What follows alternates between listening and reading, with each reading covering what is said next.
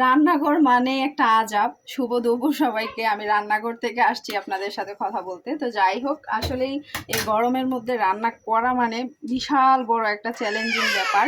তারপরেও আমাদের প্রতিদিন রান্না করতে হয়। শুরু হয়ে গেছে। যাই হোক, আমার দুইটা সারাদিন ঝগড়া করতেই থাকবে, কোনো ব্যাপার না।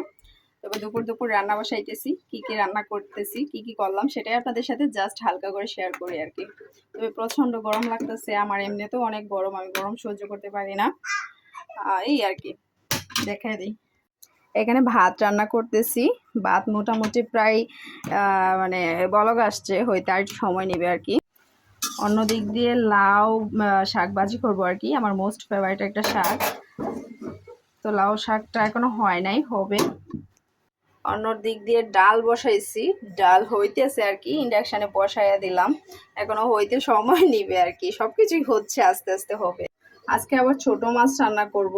এই মাছগুলা বিলের তাজা মাছ। তো যাই হোক, ছোট মাছ ভেজে তারপর হালকা একটা আলু দিয়ে বোনা করব। অন্য দিক দিয়ে আমরা আর পেয়ারা ভর্তা করলাম, অন্য দিক দিয়ে আনারসের জুস করলাম আর কি।